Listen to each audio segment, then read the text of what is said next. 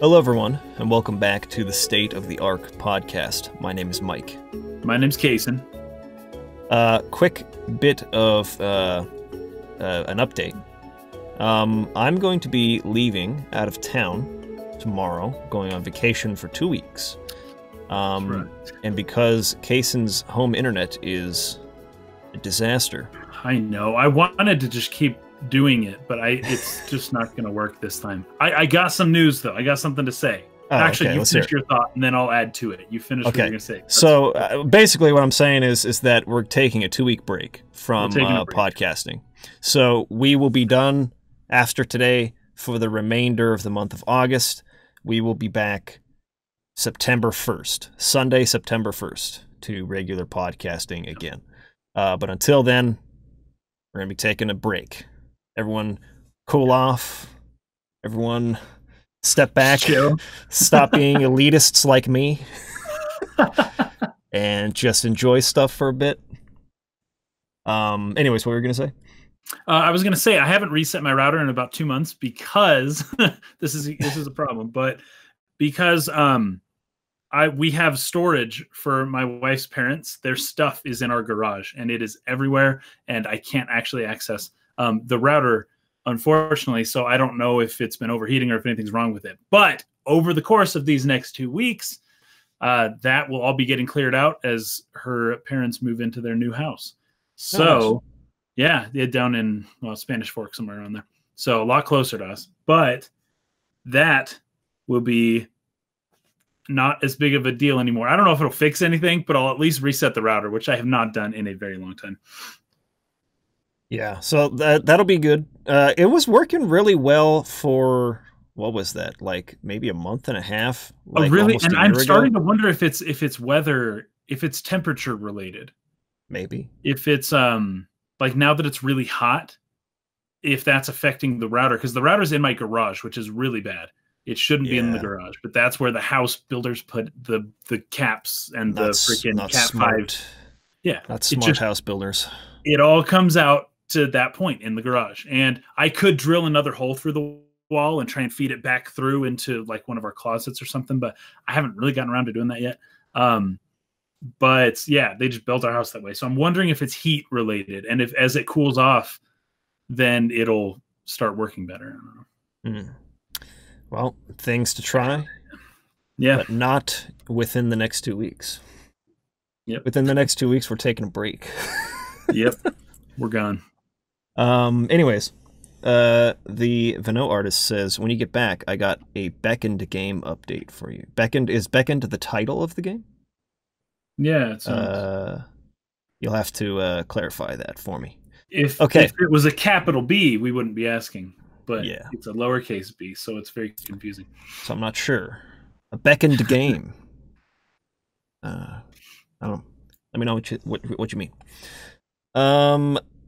Okay, so first order of business in terms of news stories this week. You may have seen the video that I did touting the Kickstarter for Kingdoms of the Dump. This was a couple weeks back when they launched their Kickstarter. I am happy to announce that they have reached their Kickstarter goal. And good, well deserved. That game's awesome. Yeah, and they actually hit their first stretch goal. So they've reached the $65,000 mark, which allows them to get a track for the game composed by, I always get his name wrong, but Hiroki Kikuta, I think, the composer of Secret of Mana and Seiken Densetsu 3, I believe also the Final Fantasy Adventure, which was the real first Secret of Mana game. Anyways, so they're going to have a song composed by him. Congratulations to them. So that was the first stretch goal. Here he is. I have it here on screen. Special guest track from Hiroki Kikuta. If Kingdoms of the Dump exceeds funding and hits our first stretch goal, we will be getting a special guest track from legendary Secret of Mana composer Hiroki Kikuta. This would be an incredible honor and an excellent fit for an SNES-styled game. Now, the second stretch goal was what I considered to be the real goal, where it gets ported to consoles, and in particular the Nintendo Switch. This is at yes, the 80. Exactly. I really want to play that on the Switch. I do too. So this is why I really want to get this out there. I'm actually probably going to be releasing the podcast early this week. So rather than it going up on Wednesday like usual, I think I'm going to put it up like tomorrow or maybe tonight. Okay. Because they have 71 hours left on their campaign. So if they're gonna hit that 80,000, which is it's a stretch, but if any of you who had seen that video and you were like, oh yeah, I when I get a chance, I really want to try and fund that, and maybe you forgot or haven't had a chance to yet, there's just a couple days left. I think just under 3 days left now. So Nice. if you want to support the game, definitely hit them up. I'm going to put the link for the Kickstarter here into the Twitch chat right now. And I will also put it in the description of the videos, which, again, I think will go up tomorrow morning, just so that we can hit this and people can be aware that there's just a little bit left. But like I said, I really want to play it on the Nintendo Switch, and we got to hit 80,000 to do that. So it's just another 15,000 to go. We can do it, people. But congratulations to the developers, Roach in particular, who I've spoken with on Twitter quite a lot, for hitting the goal, and the game will be funded, and I'm freaking stoked for them. Congratulations. Yeah, that's awesome. Congrats. Huge congrats. Okay. Next item that I want to talk about is another game that we have featured here on the podcast before, Tactics V Obsidian Brigade. This is by, From Nothing Game Studios, but Paul Metcalf, who is a member of our community. We've shown off this footage in the past, a game very much inspired by Final Fantasy Tactics, or maybe Tactics Ogre, that style of tactical RPG. Mm-hmm. I actually have played it a little bit myself. Unfortunately, I have not had a chance to play it enough to like do a review or a full recommendation or anything like that. I've played probably the first 4 or 5 missions, and it plays very, very much like Final Fantasy Tactics or Tactics Ogre. So if you're into that kind of tactical RPG, which we don't have like tons of them anymore in this day and age, you can check that out on Steam. It's also on the Nintendo Switch. I think all the consoles, if I'm not mistaken, you can get them on at least the PlayStation 4 and Nintendo Switch. But you could also get it on Steam or PC. Suggest checking it out. So I'm going to leave the link to that as well in the chat, or the Steam page, so that you can check that out. That'll be in the description as well. But anyways, I have played it a little bit, and I'm having a good time with it so far. I think that it really nails kind of like that classic, tactics type RPG. Very different style from, say, something like Fire Emblem, where each sort of side takes turns in phases. So all of your units get to go, and then your turn's over, and all the other units get to go, and then the turn's over. Kind of like, anyways, you know what I mean. In this, it's more like each unit gets their own sort of initiative role, and so they're all kind of, you have different units moving from the enemy's army and your army or whatever. And the level progression system, very very reminiscent of Tactics Ogre and Final Fantasy Tactics as well. So it's got great music too. I was actually really surprised that the music was quite solid. I liked it. Okay, we have another news story here before we move on to the main topic. Yeah, okay, this Grandia. Yes. Have you played Grandia? So no, but I've seen it, and you did a first look on it, right? I did, yes. It was my very first one. I have not personally played it, but it's a game that I've always wanted to play, and this is why I'm so excited about the HD collection, because it's coming to the Switch. I think they just announced that within the week, right? Yeah. They And barely announced it, yeah, the release date. that's well, they announced the release date, but okay, I can't remember if so I'm excited to play it for the Switch. I think I'm finally going to play it. I've always wanted to play it ever since I saw your first look on it. But I just haven't played it yet. But I'm going to get it for the Switch, like, for sure. Yeah, and it's actually Grandia 1 and 2 all together in one package. So 2 games in one. And what I have played of Grandia, which is, I don't know, not a lot, but it was a really charming game. 2D sprites in a 3D world, kind of like Xenogears. I love it. That's like my favorite thing in the world is 2D sprites in a 3D world. Fantastic. And the battle system is real unique. It's pretty different from most turn-based RPGs you've probably played before. So I'm excited. I'm going to be picking it up for sure. Me too. And we will update you guys on what we think about it.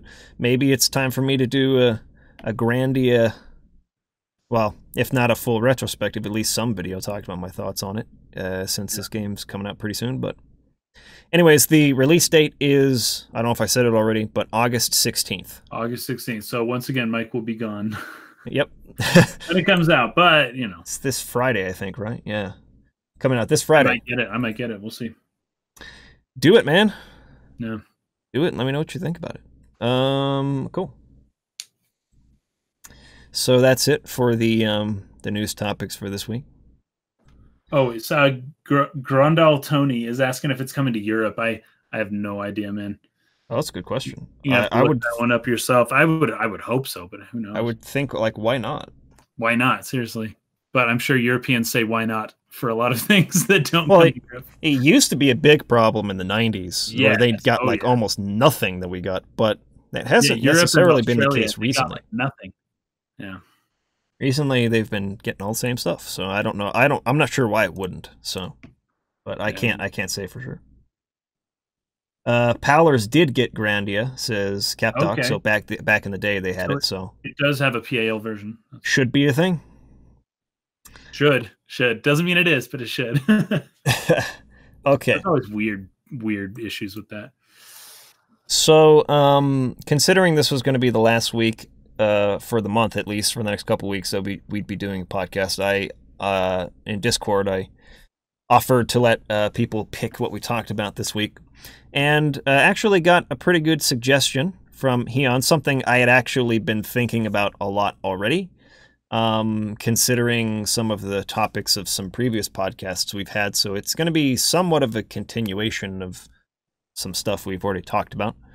But essentially the question was, is it better to be ignorant and happy when it comes to your, consumption of media? Or is it better to be a dissatisfied expert / elitist?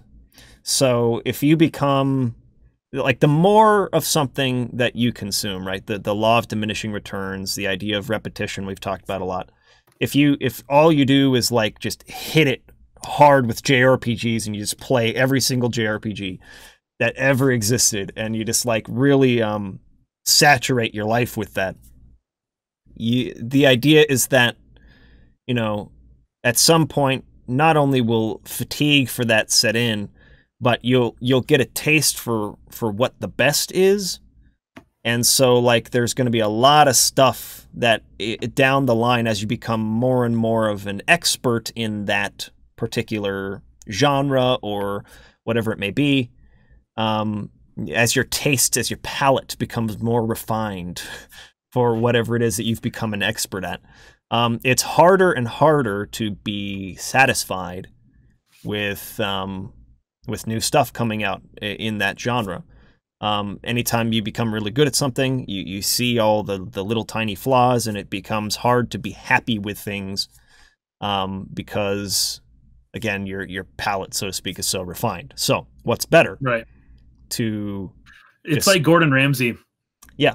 Gordon Ramsay going around for his TV show, and all these people making these dishes that are probably perfectly fine, but he freaking throws it in their face and he swears and yells at him because it's not perfect, Yeah, exactly. Right. Yeah. So what's better?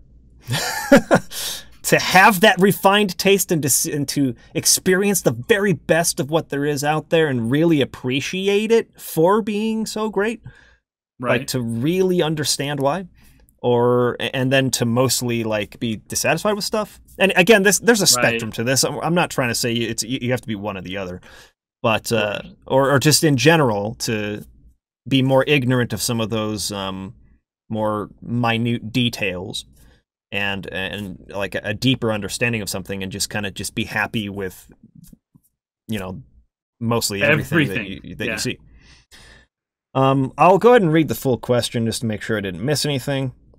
Says, in light of the rule of diminishing returns, it seems that humans are bound to grow to dislike most art or media the more they engage with it. If so, how do you square your priorities as a consumer?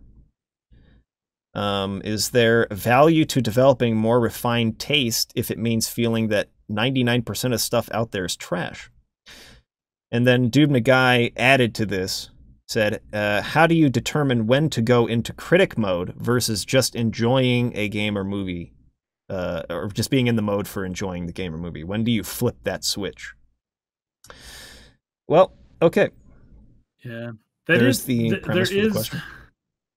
Yeah, there is a switch to be flipped because some of my favorite movies aren't the best movies, right, critically. Sure. But it's funny because I'll just say the obvious thing real quick. You got to find a happy medium where you can recognize high quality content when you see it, but that you're not living so, you know, dissatisfied all the time. You can just chill and relax and enjoy things for what they are, right? So obviously that's the obvious answer. There's some happy medium there. Then it becomes a question of flipping the switch, right? Like when do you decide that, oh, they didn't answer these questions or there were these plot holes and I'm upset, versus, yeah, there were tons of plot holes and they did answer these questions, but the movie was so fun and awesome that I didn't really care, right? And for us, it becomes something, I think, more of like, if we're making a video on our YouTube channel, we kind of have to flip the critical switch at least a little bit. Because we're more interested in finding out why things were super good or fun or awesome, and we're less into like, there's not much to talk about if you're not going to be critical, right? You can just say, oh, this movie was so great or this game was so awesome, but it's like, why? Well, okay, you have to now at this point flip the switch and start analyzing it particularly, right? So most of the content that we talk about here on our channel is stuff that we just have to flip that switch because we need to analyze it in a way that a lot of people maybe don't do, or they do, but they don't see other people do on YouTube. Yeah. I think that there's a couple of elements to this. I might ramble a bit trying to hit on everything I was thinking about. But first of all, I had a really kind of a lengthy conversation this week with my buddy Bryce about escapism, like the value of escapism. Sure. And to me, it's like there are going to be areas in your life where you're not interested in being an expert in that thing, and where you will kind of just enjoy something on more of a surface level, and you will use it as a form of escapism or just sort of surface level entertainment, pastime, that kind of thing. And it won't be interesting to you to delve into all of the finer details and nuances of it. A good example of this for me, because you know, I often criticize anime for what I've kind of arrived at as being too escapist for my taste a lot of times, right?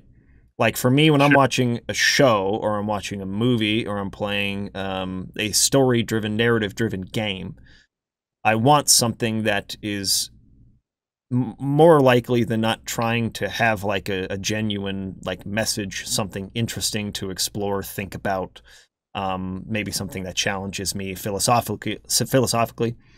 And a lot of times when stories don't fall into that, I tend to be critical of them. Now, I'll get into author intention in a minute because I think that's also a big part to consider. But I don't know. For instance, when I was watching Evangelion a couple weeks ago, I'll try to say this as diplomatically as possible. What bothered me about at least the early episodes, to where I basically wanted to just walk away from it, is that, and this is what I feel about a lot of the anime that I've seen, is that it's, and this ties into that Hayao Miyazaki quote that we've brought up a couple of times about how anime has become overrun by otaku culture, and that these are people who aren't necessarily very observant about real human relationships and how people really act. It's more that they're just kind of playing a fantasy of theirs out, right? Yeah. And what bothered me about the first probably 8 or 10 episodes of Evangelion is that that's what it felt like. Like this was a boy, a 14-year-old boy, called in to become this like pilot of this like organic mecha thing, and he gets to go and live with his hot like captain instructor, and like has all of these awkward sexual instances with these girls his age that would never happen in a million years in real life to a real person, right? This feels very much like a prepubescent like fantasy playing out in front of me, right? And to me, that feels like pure escapism. Now, I want to be quick to get kind of back to what I had talked about with Bryce this week about, is escapism bad? Is there anything wrong with that? And ultimately, I don't feel that there is. And one instance in which I participate heavily in pure escapism is when I play sports games, right? Like, oh, sure. That's a good, when you and Landon were playing, I think it was NBA 2K12 or something. Yes. You actually go through the process of the whole RPG side of it, leveling up the character and like becoming better, overcoming the challenges that they give you. I have never in my entire life been interested in doing that in a sports game. I want to create myself at completely maxed out stats, walk onto one of the worst teams in the NBA and turn them into an NBA contender or an NBA championship contender, and just like blast my way through and break every record in the book. And but that is exactly the same thing. That is pure That's escapism. Almost a power fantasy, right? It's a power fantasy in sports. Yeah, that's exactly right. Now, here's where the distinction comes in for me. I would never claim that story of me as a 32-year-old walk on to the worst team in the NBA and take them to an NBA championship and just destroying LeBron James along the way or something. I would never claim that that's a good story, right? Like, it's a story that lacks any conflict, which is what makes a story good to begin with. Conflict that causes the characters to really change, along the way. And that that plays out the way that things do in real life. In real life, there's always conflict. There's always puzzle solving, so to speak, problem solving we have to do to overcome the challenges that come our way. And through doing that, we grow and progress as people. This is what storytelling is all about. So for me, for whatever reason in my life, storytelling is one of those things that I wanted to become an expert at. I wanted to see all of the individual parts and pieces and how they come together and why you do this and that to create something that has kind of a lasting emotional impact. And so for me, storytelling, that's what I want to see from it. But that's not what I want from a sports game, right? Or from a sports game. There are people who want to become experts at that thing, and they go online and they play against human players and they get into all the nuances of how to play this game and how the game works, and they really break it down. They get competitive. And, so I guess my ultimate point is that there are going to be some things in life that we want to become experts at, and there are going to be some things in life we don't care to become experts at. We just want pure entertainment value from them. And whatever you pick and choose that to be for yourself is fine. It's your life. It's your power fantasy, whatever you want it to be, right? I would recommend not not making everything fit into one of those categories. Like, it's Sure. okay. You can be an elitist snob, I guess, if you want to, about certain things. But the most annoying people are the people who are trying to be elitist and expert on everything, right? Like all movies, all video games, there's everything, and they only like this very specific kind of thing. And those are probably the most annoying types of experts, I think, because they aren't usually really experts. But even when they are, it's just like, ugh, I don't want to be around that, right? So yeah. Jonah the Man had a very interesting point that I think actually it's something I wanted to talk about a little bit because it gets close to the point. I'll bring up my point, but I'm going to read his comment first. He said, escapism only becomes a problem when it destroys your ability to live a real day-to-day life. That's what Requiem for a Dream was all about. Now, escapism, in my opinion, and this is, I don't know, tell me if I'm wrong or if I'm going too far with this, right? But escapism is like smoking pot, right? It's just, it doesn't get you anywhere. You don't learn anything. You don't really progress, but it's like fun, I guess. It's just an experience where you just kind of sit back and you just let things happen to you very passively. And then after it's over, it's like, okay, that was fun, but you can't let that consume you, though. People who just sit around and smoke pot all day are not very useful people into the world, I think. Yeah. But it doesn't mean that that's like never an okay thing to do, but you've got to limit your escapism, because I think with escapism, you are playing with something that's potentially a little bit dangerous in that especially if you have like addictive you're leaving the world, tendencies. Right? What? Yeah. Well, people who have like addictive tendencies. Exactly. Yeah. Because when do you stop escaping? When do you stop? Sure. And if it feels so good and fun to escape, like that's just you constantly want to be somewhere other than where you are right now.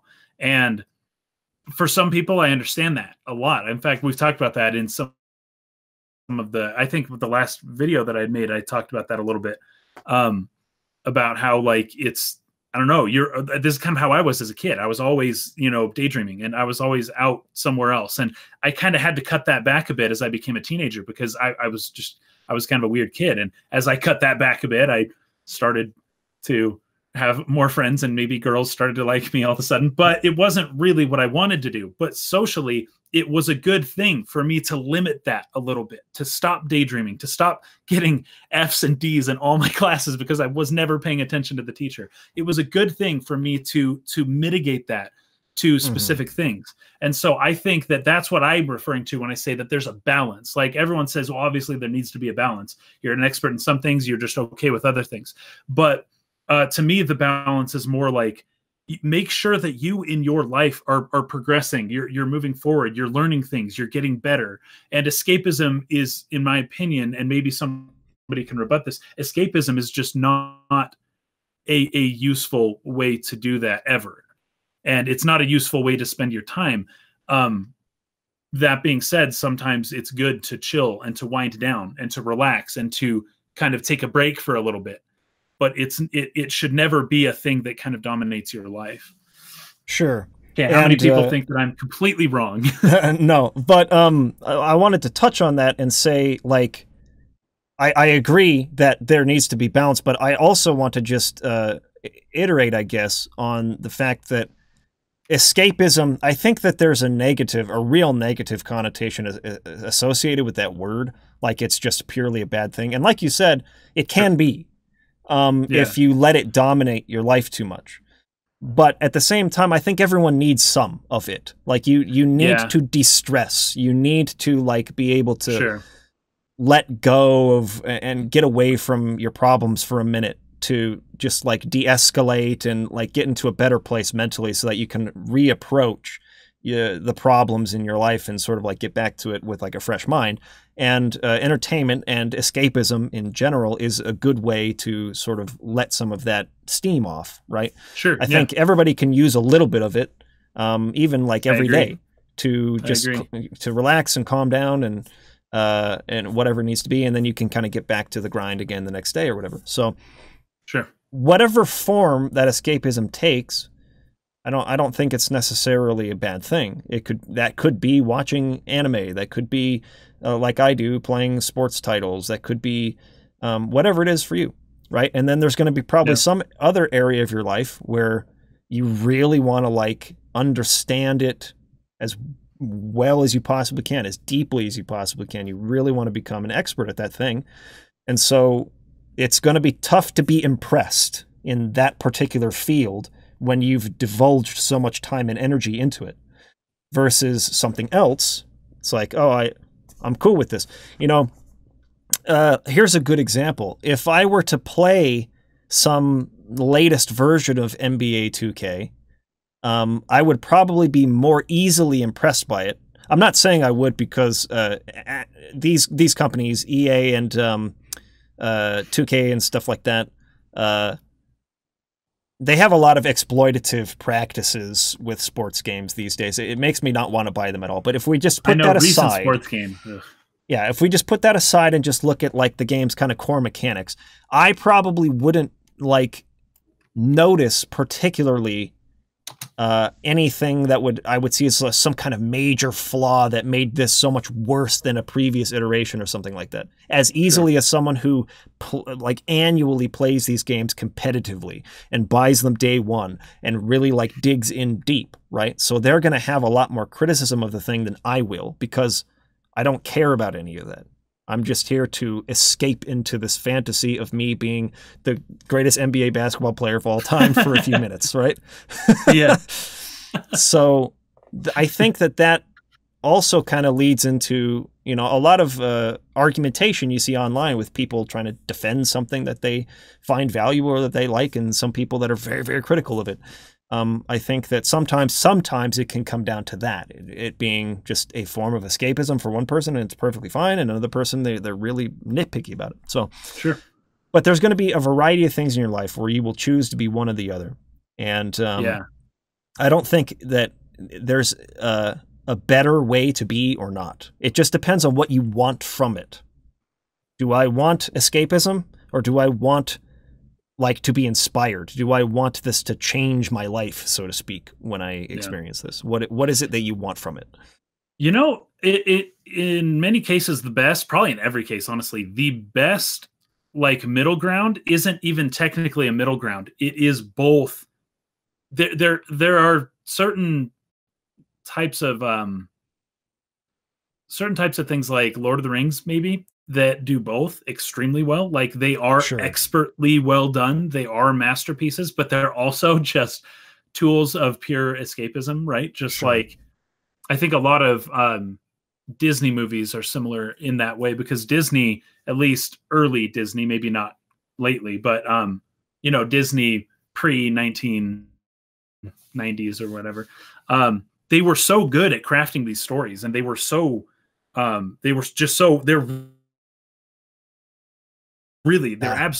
absolutely beautiful and very well done, masterpieces, in fact. But they're made for kids. They're made for little kids who don't know what the heck's going on, and they're just sitting there watching, and they just want to see a lion, so they watch Lion King, right? And they just want to see a lion. They don't really care what's going on. But at the same time, Disney was able to do both things. They're able to have that absolute pure escapism along with something that's truly a masterpiece, like very, very well done. So I don't know, like, I think it's, instead of finding a middle ground where you're doing a little bit of both, it's possible within this realm to do a lot of both, and to actually go to the extremes of both, and to be, but that's the hardest thing to do, though. That's not easy, to be an expert thing, but also appeal. I think the Marvel movies do that really well as well. You know, these expertly crafted films, but they're also just pure escapism. Like, you know, just pure action, entertainment, fun, you know? I think so. It's crazy, but I think that's the best ground to be at. The best, like, Hollywood blockbusters kind of try to reach that duality, right? Talking about something like Jurassic Park or Star Wars or you know, movies like that. It's where you kind of have a little bit of both. Achieve it. Sort of like the magic. You know what's funny? Whenever they have a little bit of both. Go ahead. Yeah. Usually they err on the escapist side, though. Like, usually if a movie wasn't very good, but they tried really, hard to do both, it's because they kind of failed at the expert side. You know, they don't usually fail at the escape. Easier to do right, I think. The hardest thing to do right is to keep that escapist element to still be happy too. Sure. Yeah. I think the other, and then There's other a comment here I I wanted to read though. Oh, go for it. No, okay, I'll just read this first. Hydrated Cloth said, Mike, maybe escapism is just like dreaming, letting you deal with real life problems in a different enough space that it doesn't stress you out too much as the real thing. Sure. I think that's part of it. I think escapism is just like dreaming. I think that's basically what movies are, is like, that's a Jungian philosophy, but it's a dream.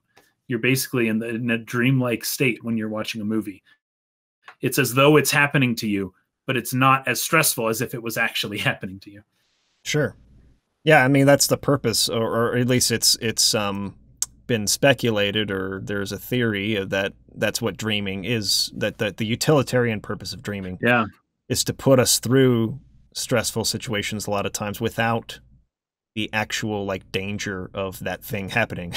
To practice like, how do we respond to these things when they happen, to the point of absurdity, right? Like, you're being chased and you're running in slow motion, like, and just like these crazy things that happen, but it's just about creating that feeling of danger, and that's not, obviously not all dreams are nightmares, but you know, that's the idea. But I wanted to talk a little bit about intention as well, creator intention, because I think this is another really big component to it, right?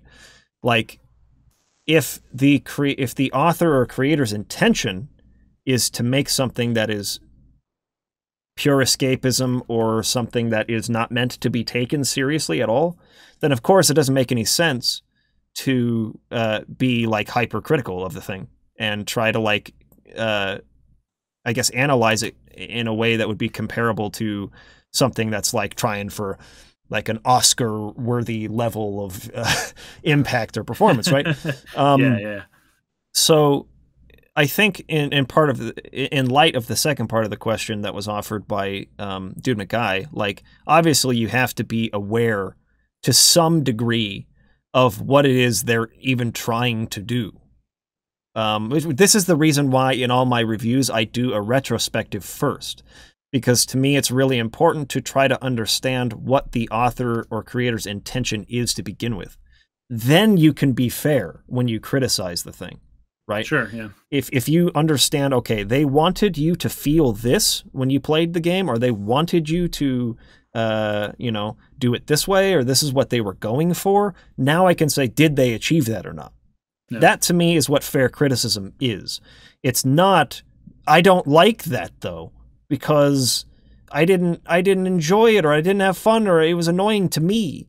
But it's like, sure, that's valid too. You can say like, well, I don't like what they were trying to do, but it isn't fair to say, oh, it's bad because it didn't like pander to my expectations for the thing. Rather, I think it's a lot more useful to try to understand the intention first, and then decide, oh, well, if you can understand that to begin with, then you'll know whether or not you want to watch that thing in the first place. It's like, if you're into like just hardcore action and just like crazy explosions, and that's what you're going for, then you probably don't, you know, you probably won't care for Interstellar or something like that, right? Like, right, yeah. So you should be aware of the intention before you even engage with it to begin with, and make a decision about whether or not you even want to see that thing. But at the same time, then it sounds like something that's interesting to you, and you understand the intention, then you can sort of start breaking down, okay, did they achieve that? Were the choices that they made along the way to create that feeling in me, or to create that experience, was it successful? And if not, why? Why was the reason that it wasn't? And in the attempt to answer the question why, like you were saying, this is where you can't really just turn your brain off anymore. You can't just say, oh, it was great. You can't. If you want to answer why, you have to break it down. You have to turn that critical mode on. You move from being a passive participant to an active participant. Yeah. So for me, Yeah. That's kind of where I stand on just the question as a whole. What do you want from the thing? What does the creator want for the thing? Do those things align? And if they do you care to answer why the thing worked for you or not? And it's going to be different just depending on what matters to you in life, what you like, what you want to be good at. There are a lot of things in life that I don't care to be an expert at. And so, you know, it's not going to bother me. I'm not going to see all the little flaws and nitpicks and problems with something or point them out because it doesn't matter. And that's perfectly valid. But, you know, in another area where maybe I'm really good at something, I can like see like all of the details into what made it so good or why it didn't work. And so pointing that out becomes, you know, it's a satisfying thing to do. It's a satisfying exercise. It makes you better. It makes you grow as someone who wants to become an expert in whatever it is that you're going for. So I don't think that it's, well, to answer the ultimate question, is it better to be ignorant and happy, or is it better to be an expert and dissatisfied a lot of the time? I think it's going to depend on how much you care about whatever field you're talking about. In this case, we're talking about storytelling, media, that kind of thing. I would rather be an expert and dissatisfied than ignorant and happy in this particular field, because I want to eventually be a creator in that field. I want to tell stories. And right. You can learn. Kind of have to, yeah.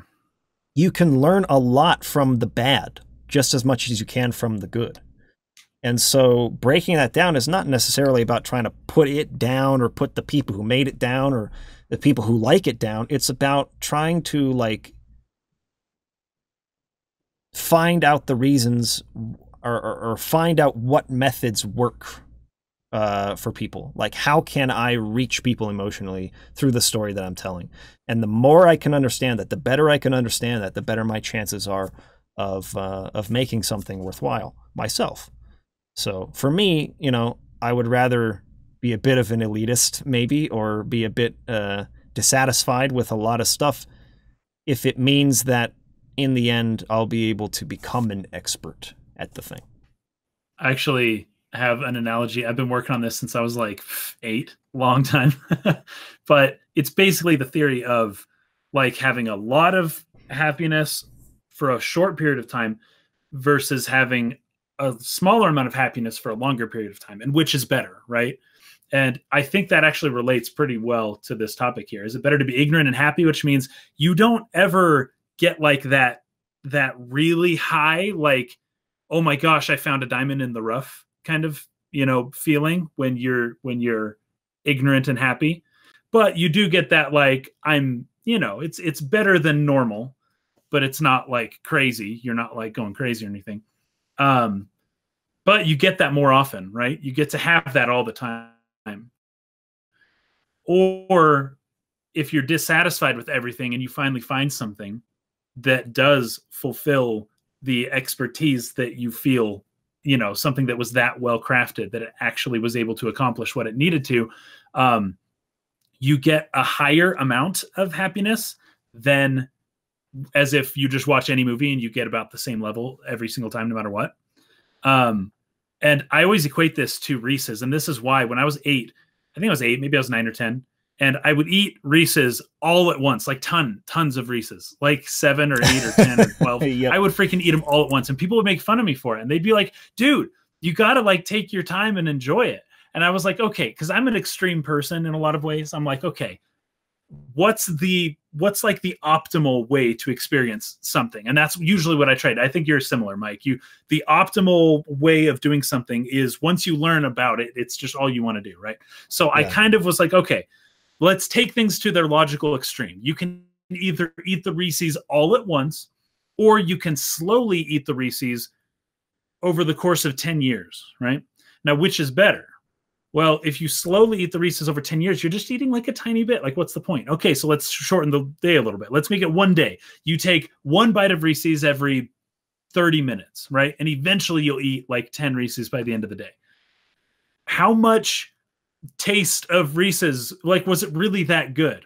And I've done this before. I do this experiment, and I'm like, I take one bite of Reese's, and I want to take another bite, and I do. And for some reason, having more Reese's in my mouth tastes better. It tastes better. I don't know how to explain it, but when you just take a tiny bite and you eat it, you don't get as much taste, right? So I'm like, I'm going to eat 10 Reese's anyways. I may as well eat them all at once, right? So the way this relates is like when you experience that spike of just like, I want to get as much enjoyment out of this as possible. I am going to be very particular and about my experience, and I'm going to make sure that everything aligns, and boom, I get to have this wonderful experience. I can only do that once in a day though. And then I get to watch my friends the whole rest of the day. They're sitting there and they're still eating their Reese's little by little. But you know what? I prefer to have that amazing experience once than to have a kind of okay, pretty good experience 100 times throughout the day. So that's me personally. I don't think anybody would, I don't think everybody would agree with me, but I think there is a good analogy to be had there, and a good reason for why being an expert does still produce that feeling when you finally do find a diamond in the rough. But it comes with, and it's unfortunate, this is built into the question, but it's the elitist attitude towards other people. That's the problem. If you can just be cool and not make fun of other people, then who cares? Be an expert and enjoy your thing, and then don't enjoy everything else. But don't tell everybody else that what they like is stupid and dumb. Just be cool. Just be cool. And then you can kind of have it both ways. If you can be an expert without being an elitist, then I think that's probably where I would prefer to land in that scenario. What's funny, talking about enjoying more Reese's at once rather than a little bit over time. I think this is this might have had something to do with how ridiculous our appetites were in high school. Remember? Yeah, I drink a whole quart of eggnog all at once. Well, I think that it was one of our birthdays. I can't remember which one, where we had a pizza eating contest, and I think we both put down 2 large pizzas by ourselves, dude, like each. You know, like insane. This is actually something I struggle to this day. Like, I have these kind of wide swings of weight gain and weight loss, because I kind of have that. I don't know why I'm talking about this, but I have that like needs to have a lot of it at once to like, to otherwise like really you don't enjoy get it, optimal rather than enjoyment. You're trying to, because people are like, why just eat one popsicle? It's like, no. I want to eat all 12. Like, that's way better. Wait, this is like that Julian Smith skit where he's got the pancakes or the waffles. Yeah. It's like, I want to eat 12 of them. You want to eat all exactly. of them. Yeah. Like, it's That's just funny. not, it's not as not as good to if just you have don't. the one. Yes. Yeah. I'd rather have nothing than I know, me too. Just a little bit. Right? That may be a problem. I don't know. But that's how I am too. I do want to go back real quick and touch on a comment from Rikersbeard. This is back when I was talking about Evangelion. I probably should have mentioned this at the time. I did end up finishing the whole show. So he says, Mike, I know it might sound pretentious, but that was literally the point. The whole series was a deconstruction of the mecha genre and what you're talking about. The point has long since been lost on the passage of time, ironically, but that's another topic altogether. It is another topic altogether. I just wanted to touch on the comment to let you know that I did finish the series, and I have done a lot of either talking to people about it or watching videos, people giving their takes on it on both sides. I don't know if I will ever care. Yes, I saw the movie as well. I don't know if I will ever care to really like have an in-depth discussion on Evangelion on this podcast. Because I still didn't really like it, even when it dramatically changes in the second half. But maybe that's a conversation we can have on Discord or somewhere else. But I just want to let you know, I've seen it all. I know that is the perspective of perhaps the author, the intention of the author, as well as, you know, a lot of people who are very, very big fans of the show. So I've looked at the show underneath that lens. I still don't really like it though. So, anyways, we'll move on. Okay. Okay, so actually before we do that, I think there was another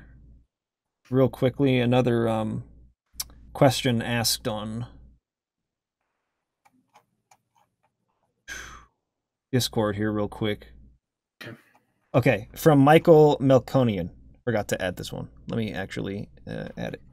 If you could teach a college freshman course on video games, which games would you choose and why? What kind of course would it be? Example, history of video games, or video game literacy, or a focus on one genre, etc. History for me. It would totally be history of video games. Let me compile a list real quick. Let's see. Gotta have FF7 and Halo. Mario, of course. And what's like the first? What is considered to be the first video game? What about like Pong or like Pac-Man or I want to arcade? See what was the first arcade games? Yeah, Pong. Pong is considered to be the first video game ever. So gotta do Pong. Pac-Man, I'm thinking, yeah, because arcades were so important. Asteroids. Pac-Man. It's got to be Pac-Man. So I've got Galaga or whatever that game's called. Final Fantasy VII, Halo, Mario, Pong, Pac-Man. What's like the most genre-changing video game that's ever been released? Like this one game changed the way everything else is done. Kind of like the way Halo changed shooters. You could probably make an argument for Zelda, or Mario 64 for 3D platformers. Oh yeah, the 3D transition. That's a pretty good. Maybe Mario 64. That would be a pretty good one. Probably maybe something like Mega Man. Or people saying Grand Theft Auto. That's a Grand Theft Auto for open world. Yeah. Yeah, for open world, yeah, we got to do it. GTA. Although I can't teach that in freshman class. Space Invaders. That's the game I was trying to think of. The arcade one? Yeah. Well, that's a pretty good list right there. So we'd probably play it in order. So first, I'd have my kids play Pong for, whatever. I don't even know what kind of homework I'd assign, but whatever. Play Pong, and then Pac-Man, and then Mario, and then Final Fantasy VII? No, Mario 64 technically came before that, but I think Final Fantasy VII would make more sense.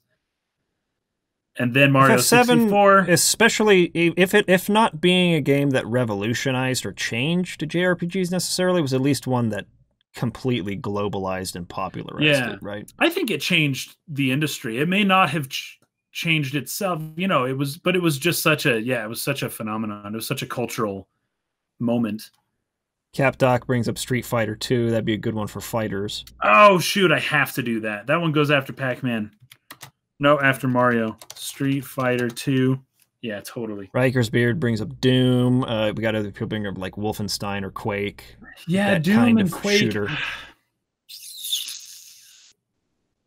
Probably Doom. Yeah, those changed. Yeah, Doom. Or Chex Quest. I probably haven't played Chex Quest. Doom works. What's like a flying Resident Evil 4? Oh, like a pilot simulation. Yeah, what's a game that made like flying? I don't know if a game Aero Fighters 60 or Clay Fighters. Aero Fighters would be good. No, I don't know. That's a good question. I don't know how popular. I don't think any game has really gotten flying mechanics down quite there yet. I think that's still to come. Star Fox 64 is beastly, though. That's true, John the Man. Yeah, and Rogue Squadron 2, but it was mostly just it's behind you and you just move I don't know. It wasn't really. It didn't feel as much like you could just go anywhere. What about like X-Wing versus TIE Fighter? That's pretty good. Way more flight simulator right? Yeah. Well, anyways, but we'll probably talk about it in class. Here we go. We'll talk about it, but I'm not gonna have them go home and play X-Wing versus TIE Fighter. So you got a good start on. I've got the list. I've got it here now. And for adventure games, I mean, like The Legend of Zelda, for 2D platformers, the original Super Mario Brothers. For 3D platformers, I would think Mario 64. Maybe for for 3D adventure games, I mean, like targeting enemies. I mean, that's all Zelda Ocarina of Time as well. Those two N64 Mario Zelda games can really revolutionize 3D gaming in a big way. Yeah. Yeah. And you got good stuff for the other. Wii Fit, nice. Wii Fit, baby. I don't know. There's no like recent games on that list, so. You could probably talk about consoles though, in addition to just the games, like the hardware. Yeah, we go over changed. it. Yeah. Anyways, the answer for me would be pretty much just go watch the podcast from a couple weeks ago where we had Games is Lit on. We talked about a course he taught in high school called Games is Literature. So I guess the point of it would be to sort of change the perception of people about what games are or what they can be. Yeah. Because a lot of people just see them as something as power fantasy, mindless entertainment, just pure escapism. But I think there's tons of potential for great storytelling that you can't really get anywhere else. So we talked a lot about that on that podcast. It's like a literature class. Jonah the Man brings up Nier Automata, and I actually do think that game has such a mixture of different previous games that came before it, and it kind of has a mixture of play styles, I think, within that game. That's a pretty interesting one. I would consider maybe having them play Nier Automata. Jonah the Man says Spec Ops: The Line game I still really need to play. Ingeniously deconstructs the shooter genre. Yeah, that's one I got to play. Rob brings up Shadow of the Colossus. You got to put that on your list. Shadow of the Colossus. Yeah, that's true. There's nothing quite like that before. I don't think I've or since ever played. Well, they did that ragdoll physics, and they did some stuff that a lot of games hadn't done before. So that's a good point too. So Nier Automata and. Okay, so nice. Pretty good answer for that question. Let's move into sort of the end of what we wanted to do today. First of all, last week, I think it was last week, we had Symphonikev. He did an original composition. So as thanks for us featuring his music on the podcast, he sent us. I gotta send this to you too, Kason. Well, it's in the doc if you want to click on it, the link. Oh, I see it. Yeah. He did his own arrangement of our podcast theme song, which was originally composed by Yasunori Mitsuda, right? Yasunori Mitsuda, yeah. Let me put this into the chat so that everyone can listen to it. It's a beautiful arrangement of the song. Yeah, it's very nice. So I'm going to play that real quick and be quiet. Here we go.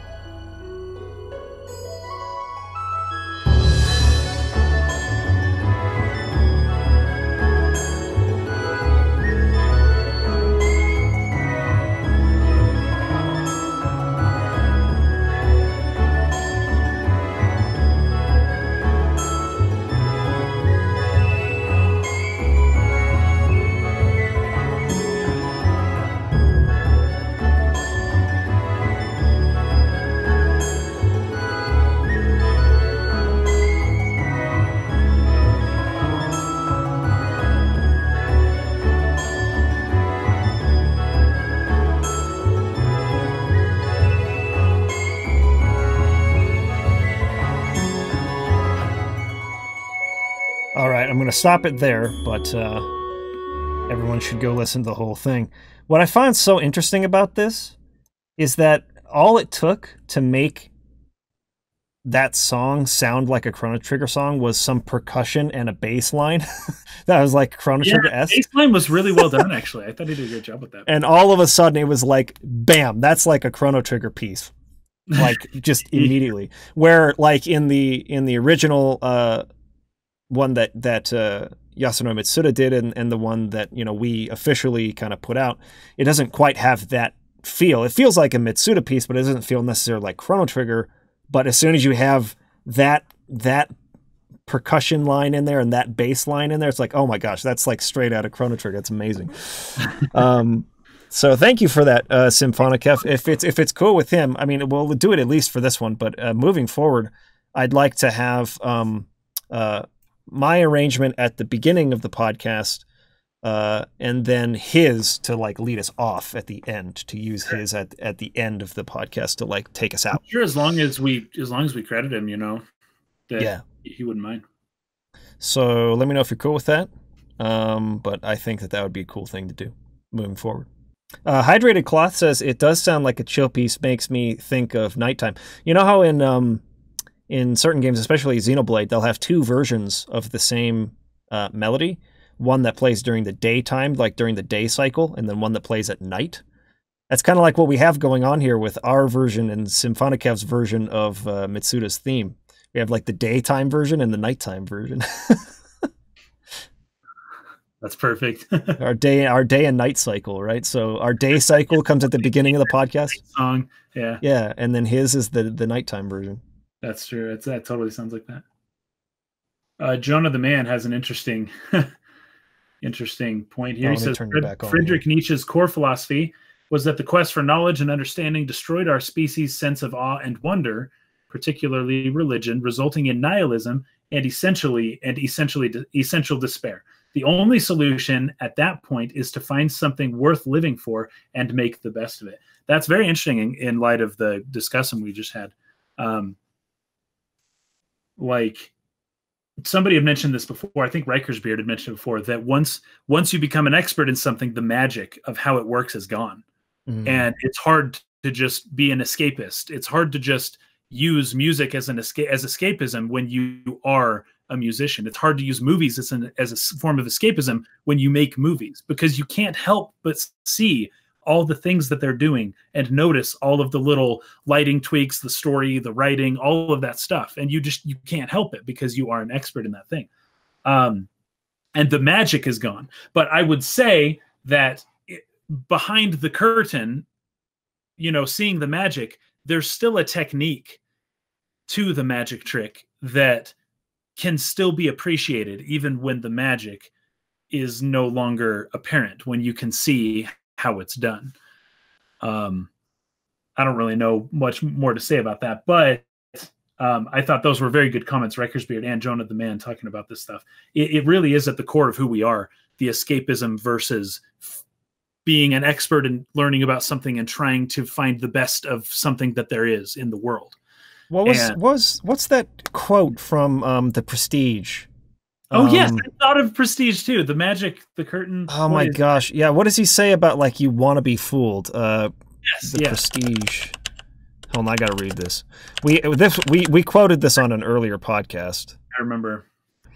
Every great magic trick consists of 3 parts or acts. The first part is called the pledge. The magician shows you something ordinary, a deck of cards, a bird, or a man.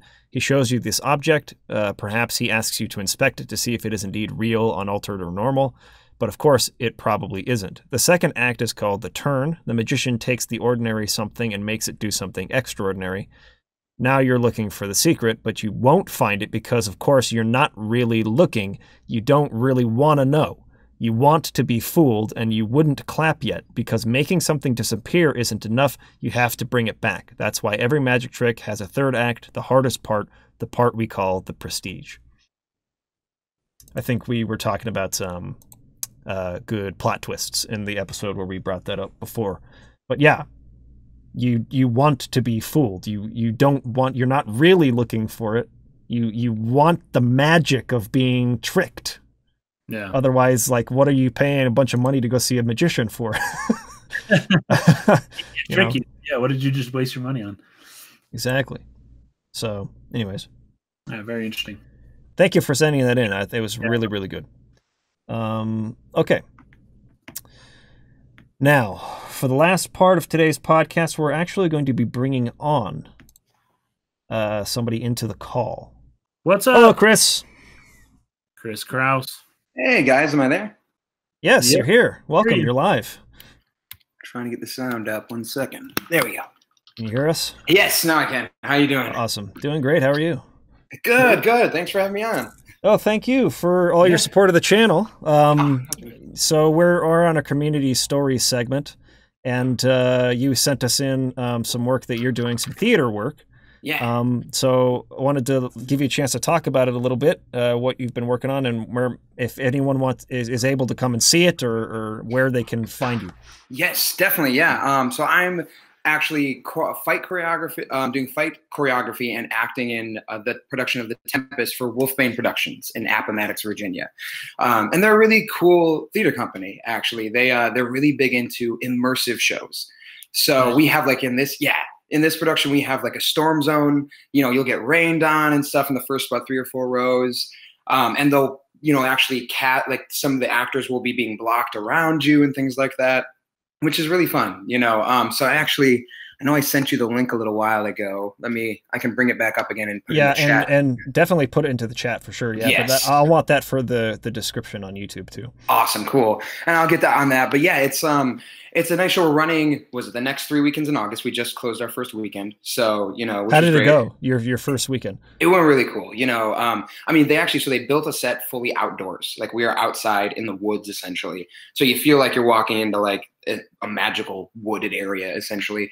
And, we had about, pretty much full out houses the first 3 days, which was awesome. So they've built a really cool community out here. Like, actually, I think just with the way you guys like to talk about stories, I think you'd appreciate that they take advantage of the form of theater and they do stuff that you can't do if it's not live. This fall, they're doing a production of The Crucible that's going to be entirely lit by candlelight and firelight in the woods. So, like, oh wow, that's crazy. Yeah, it's really cool. So I just really like working for them, and I get to choreograph some fight stuff and act, which is really fun. So, cool. Yeah.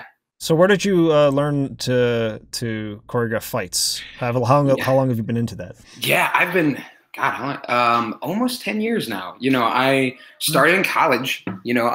I was one of those guys that I was originally an art major, and then I wanted to make less money, so I went for theater. But and one of my professors choreographed, and so I started learning from her, and then I started going with her, and I started helping choreograph. And then when I moved to New York to be an actor, I just was in shows that I started learning from stuntmen. I did a few live shows. Realized I didn't want to be a full-time stuntman because I want to walk when I'm 40. But but one thing I love, like actually you guys touched on this in the last pod, is kind of about, I love approaching fights from a story aspect and how it furthers the character. And I think there's too many movies that don't do that, Absolutely. But when it does it, it really enhances. And I was messaging you about it. I think when you see a character and how they're willing to commit violence, you can learn a ton about them. And that's when it really heightens a story, That's a very good point, actually. Yeah. Yeah. Wow.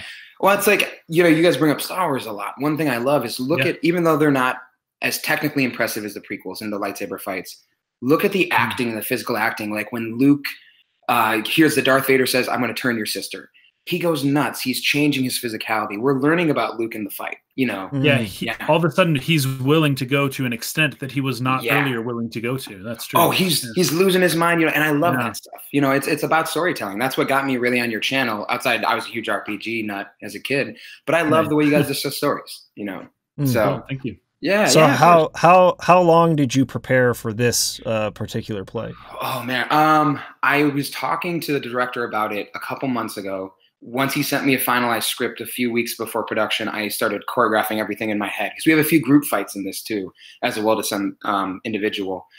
And so I'd say probably it was actually pretty quick, about 4 weeks, and 2 weeks of very intensive just working with the actors, making sure you're safe. That's a big thing. You don't method act fights. That's not a thing, So, and I've been hurt by a lot of guys who think that you need to feel like you're actually in a fight, and that's not fun. So, so we had like a 2 intensive week rehearsal process to put it up, and open it up Thursday. So it's been really fun. You know. So there are some unique challenges to choreographing fights for stage versus doing it for film. We've done a lot of on our old channel, Dark Pixel. We did lots of action scenes, lots of fight scenes. Yeah. So in terms of like actually hitting each other and getting hurt, I've had my fair share of that. Case and Landon and I, when we're fighting each other, accidentally punching each other in the face. Yeah, totally. There's one. The take ended up making the final cut, but Mike, I did a good fake hit, right? But then you took me down. That's kidnapping Siri video. Yep. And it sucks because we used the take, but I fell too quickly. I hit my head on the cement. You don't actually see it. Yeah. Off camera, off screen. We kept the take because it was so cool. But and you can hear my head getting hit. Oh no, dude! You didn't even see it. Like if you're gonna get hurt, at least keep it on camera. Yeah, use it. Yep. You know. And and then there was what is it? I think it was the second Taxman video we did where Landon kneed me in the face. Oh, God. I just took a knee right to the eye, and then earlier that same day I had hit him with an elbow in the jaw. So are you sure this wasn't happening on purpose? Were you guys just trading? Like, no, man, we really promised we weren't trying to, but we did. But back to the question. Yeah. So choreographing fights for the stage is really tough because of all the different perspectives the audience is sitting in. So to actually sell it is hard because depending on where you're sitting, you're going to see that they're not making contact. So is that something that you've tried to address in your fight choreography? Yeah, it is. Ideally, if you're in a normal proscenium stage, it's a little bit easier to hide some angles. But when you're in like what we're doing, where sometimes there's an audience member 4 feet away from me, you do a couple of things. Like one, it's easier to hide the sight lines with weapons. Weapons look more dangerous naturally, even though you're attacking the here. I've actually did some collegiate. I wasn't a collegiate level fencer, but I fenced in college, and so I know the difference between trying to actually hit someone with a blade and not. But hand to hand is I call hand to hand sleight of hand. Like the hard thing with hand to hand is that you're almost trying to do a distraction. Sound helps. Yeah. Yeah. And that's when wait, is that from me? What is going? You hear that music? I don't hear anything. No. Okay. So it must be on your end. Something is going on in the background of my computer. But essentially like you're trying to hide some sight lines. And what I work with that is just trying to see if you can actually like sell the angle. Also, if you can do a good nap. Napping is like if I'm going to sell a punch, I actually hit myself. If I'm doing it quick, it's like something like that. Yep. Oh, sure. Stuff classics. Like we used to do that. Yes. Because we didn't do sound design, right? Yeah. Yes. So we were doing it to sell the sound. Yeah, exactly. For theater, when you think about it, for theater, you got to sell it live. You can't do any post-production stuff. No. Yeah. And sound is so huge. That's when you realize sound is, even though an actual punch doesn't sound like the thunder punch in Indiana Jones, we think it does. So, you need to have those sound cells in there. It's not satisfying without it. It's not. Like when you've actually been hit, you're like, that didn't sound that impressive at all. It sounded like a slap, Yeah. I know. It's like a high pitch, like. Yeah, exactly. You learned it when your head hit the ground. You're like, that didn't sound that cool. It just hurt. I know. So, yeah. Where's the bass? What happened? Yeah, exactly. And so another thing that helps with that too is also figuring out the ways you can make contact in a safe way. I always actually tell a lot of people the most dangerous thing you can do is a stage slap. Because most people do actually make contact. But if you mess that up, you hit someone's ear, you can blow out their eardrum. You hit their eye, they're not going to be able to see for the rest of the show. But those can sell really well, and then it really is selling it with the acting. And even if you have like a good nap and they see the space, the audience will still react like you actually hit them, and also then figuring out the right layer of speed. You don't want to go too fast because people can't see it and it's dangerous. But if you go fast enough, they kind of don't quite tell, and then just trying to block it well. That's the biggest thing. You have to try to hide the sight angles because bad stage combat takes someone out of a story about as fast as anything can, I remember I was in a high school play for Pink Panther Strikes Again. Nice. I played Jacques Clouseau, and nice. There was a fight scene with Kato, the guy who is at his apartment or whatever, and the director, who was I think just the drama teacher at the school, she obviously didn't have any clue about like stage combat at all. And so the way she was trying to block it, it was just like so bad. And I was coming from, Kaysen and I were buddies at this time and we were making movies and stuff, right? So we had done film stage combat like a lot, and so like I was just trying to like, no, let's do it this way because you'll hide the sight angle, and can I make the sound, and trying to like make it better. But there's so much bad stage combat out there, it's crazy. It's hard, and honestly, there's so much bad stuff on Broadway. It really like hurts my soul. I know, like professional level stage combat. I went and saw. I can't remember what show it was. I can't remember the name of it, but it's in Vegas. Cirque. No, it's the Chinese Ka. Yeah. There was so much of it that I was really surprised at how wide they were not even coming close to making contact. It is, and it's like I get it when you want to err on the side of safety, because I was in a production of A Clockwork Orange off Broadway, and this guy, it was surprising. Script was not that great because the original author wrote it, and he tried to be too close to his book. But that I said, the guy who choreographed us was a stuntman. And stuntmen, again, you have to do it once. And you guys find out, you can get closer. You can actually make contact because you're padded up. I got my lid split open because this guy was still changing stuff until the night before. He was trying to have it be too close, But it's also that the other way, you don't want to go the other way where it's like, well, I don't feel any sense of danger, And that's a hard thing. We're losing the drama, let alone of like trying to then add the next level of, I want to learn something about your character in a fight scene the way I should in a great, well-written piece of dialogue, Sure. Yeah. Got a good comment here from Decoy Manta. Says, I went to a stunt workshop with medieval weapons, and relying on your partner to not straight up stab you is a big part. You gotta have that trust. It is. And you'd be surprised because especially with weapons, it's actually easier. Like you're attacking to about an area about a foot outside the body, especially on stage, and then you're concealing and it looks dangerous. But I had one actually at this theater. I did Romeo and Juliet last year, and our Romeo stabbed our Paris in a fight call. And I was like, what are you doing? Oh my gosh. And I was like, man, you got to try to mess up that mad, that's terrible. So, but it's the thing I do love about it. And what keeps me coming back to it, is when you see stuff like a Rob Roy or something, where you see this great, well-written piece that at the end of the fight reveals things about the characters, and I hope that we see more stuff like that. Don't get me wrong. I love something like John Wick. That's just incredible technical work, But man, like that's what I think I keep going back to, like Empire Strikes Back. Like you're learning about Luke in that whole fight. He's going from confident to thinking he's got this to realizing like he's terrified. At the end of it, it turns into almost a horror movie. He's just trying to get away from Darth Vader, Movie that it's not necessarily a great movie, but Troy, you do great physical work in those fights. You learn instantly who Brad Pitt's Achilles is in his first fight. It's like 20 seconds long, Yeah. And I love that kind of stuff. And that's what gets me excited. Shot there with him. Yeah.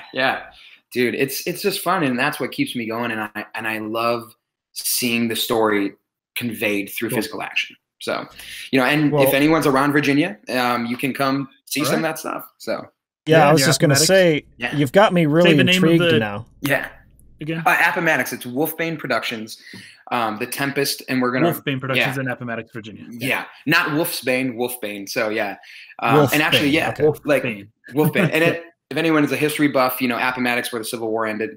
And actually, our Romeo and Juliet was at the Civil War park because it was set we did a Civil War era Romeo and Juliet set in the park where the war ended, which was pretty cool to be doing a show. Yeah, it was really cool. So for any of us who can't attend because we're not in the area, would there be any way for us to see some of your fight choreography? Oh, eventually? Yeah. I have a fight reel. Actually, geez, I should start linking my stuff. I have a website. Put it into the chat, and then I'll make sure and get that into the description too. Awesome. Yeah, I will do that. I'll do it on my phone after I hop off here. But I have a fight reel if you guys want to see, some of I have a little sizzle reel and stuff like that.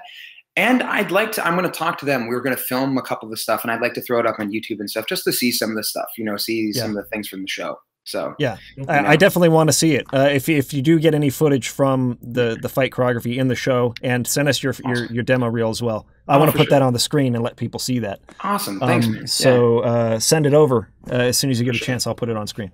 Awesome. All right, cool. No. Oh, sweet. All right, man. All right. Thanks a lot, guys. Yeah, thanks for having me on. Yeah, thanks for coming on. Yeah. Thanks. Enjoy your vacation. Thank you. Have a good one, man. See ya. See ya. All right. Well, I'd like to do that more often. That was fun.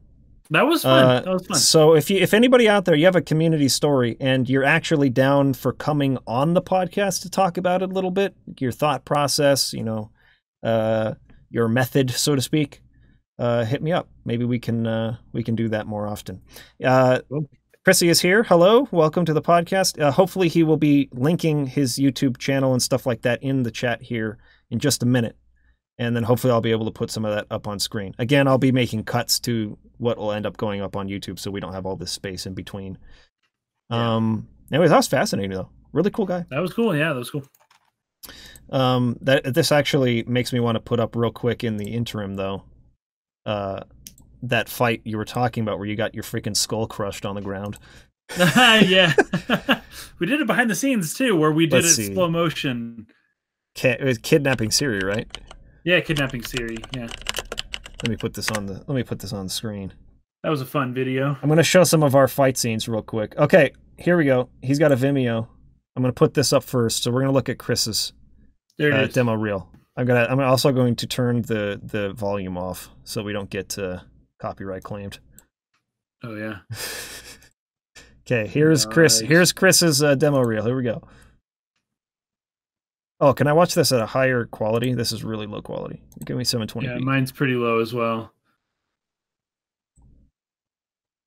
Okay, well, there we go. Oh, there we go. Nice throw. Ooh, that was good. Really well done. We got some weapons here. Ooh, this is nice. Nice fencing here. Well, that's really cool. That's really nice. Oh, we got some nice wall throws. Cool. Nicely done, Chris. Let's see. We got a couple more seconds left in this.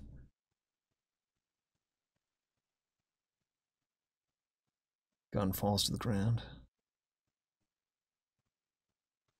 All right. Nicely done. So yeah, let me put this. Oh, that link is in the there it is. He's in the chat. Wolfbane Tempest. Oh, and the Wolfbane Tempest. Okay, this is the actual play. So again, all of these will be in the description. But now I want to see the shot Kason was talking about, where he gets his face bashed in by me. Yeah, dude, so good. The floor. So good. Okay. Okay, here it is. I'm going to start playing it right now.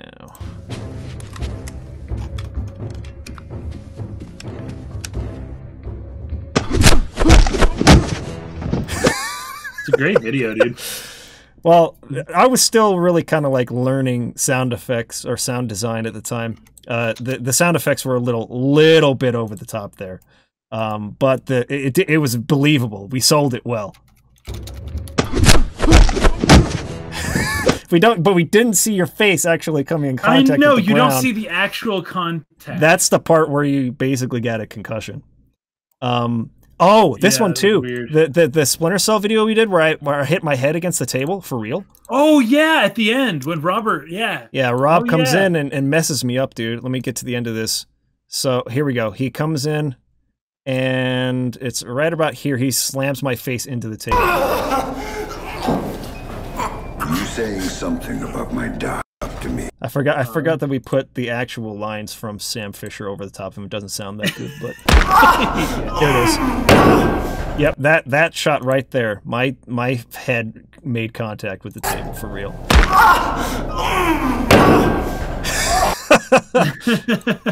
And dude, then that's a good video too, man. Warrior Lasky versus the Taxman 2. Wait. What? Hold on.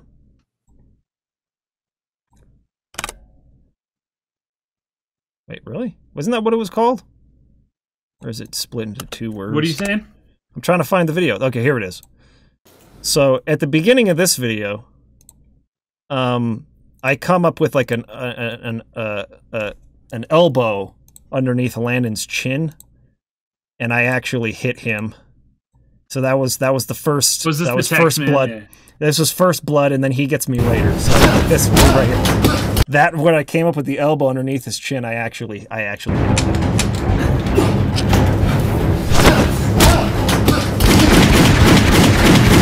pretty good at fight choreography. And then later in the video, this part. So a lot of this, I just watched this whole freaking fight scene. Actually, this is like the best fight scene we ever did at the end in the theater. Oh, this is the second one. Yeah.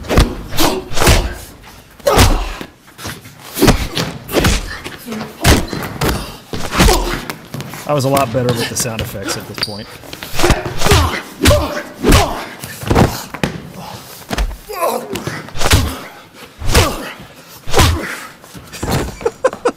Just getting fetched up. That's the best one because that looks super painful, but that we did not make contact at all. That was just completely sold. When he kicks my face into like the chair.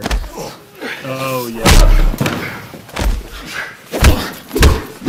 Dude, I'm having trouble finding it.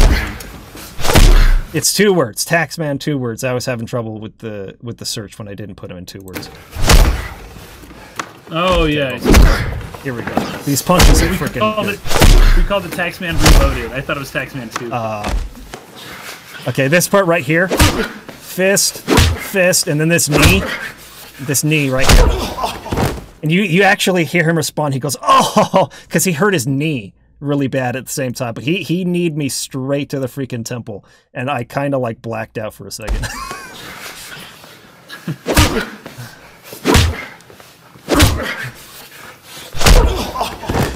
You can hear me too. It's like, oh!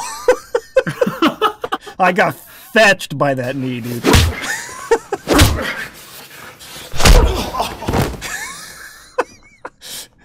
Oh my gosh. Anyways, fun times. Dude, this is a good fight. It's a really good fight. I was very proud of that fight. This is better than most of like not most, but a lot of the fight stuff you see from Hollywood.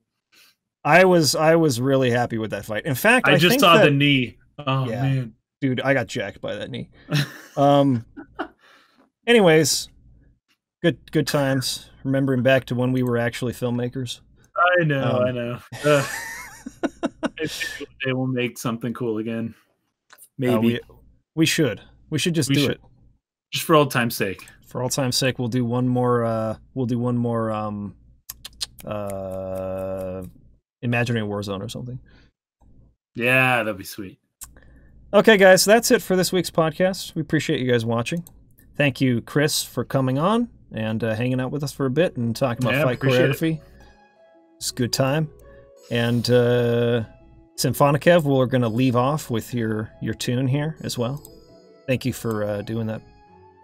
And like I said at the beginning, we're not going to be doing podcasting for the next 2 weeks. So I'll be on vacation, be out of town. We will be back and podcasting again September 1st, Sunday, September 1st on Twitch. And then the following Wednesday, the podcast will go live. So until then, have a great remainder of your month of August. And peace out, everybody. Peace.